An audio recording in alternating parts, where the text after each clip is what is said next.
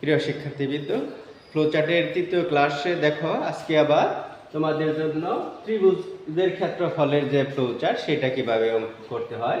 প্রথমে কি করবা, ওই যে সেম গত ক্লাসে তোমরা যারা দেখছো, দেখো স্টার্ট, এরপরে কি করবা, ইম্পোর্ট দিবা। কিভাবে দিবা দেখো, রম্বস দিয়ে সামান্তরিক দিয়ে তুমি কি করবা, ইম্পোর্ট দিবা। ইম্পোর্ট কি দিবা, বি এবং এইচ। এখানে বি এবং এইচ কেন, তোমরা জানো যে ত্রিভুজের ক্ষেত্রফলের সূত্র হইছে হাফ গুণন ভূমি। ভূমিটা বি ধরা হয় আর উচ্চতা গুণন হইছে উচ্চতা, তাহলে উচ্চতারে এইচ ধরা হয়।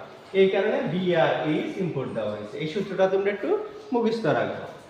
খেয়াল করতে হলে হাফ গুণন ভূমি, আর গুণ চিহ্ন কিন্তু আমরা সবসময় বলছিলাম কি স্টার চিহ্ন দিয়ে দিতে হবে, বাক চিহ্ন দিয়ে দিতে হবে এইভাবে, আর রুট চিহ্ন দিতে হবে স্কয়ার রুট লিখে। এই যে এই বিষয়গুলো তোমরা একটু মনে রাখবা। তাহলে দেখো, ক্ষেত্রফলের ইংরেজি হচ্ছে এরিয়া। এই এরিয়া ইকুয়াল টু কি, হাফ গুণন ভূমি গুণন উচ্চতা। যেহেতু তুমি সূত্র প্রয়োগ করছো, সূত্র মানে প্রসেসিং করছো, প্রসেসিং এর পরে তুমি কি করবা, আউটপুট বের করবা, মানে প্রিন্ট করবা। কি প্রিন্ট করবা, এই এরিয়া প্রিন্ট করবা। তারপরে ইন দিয়ে শেষ করে দিবা। আশা করি বুঝতে পেরেছো।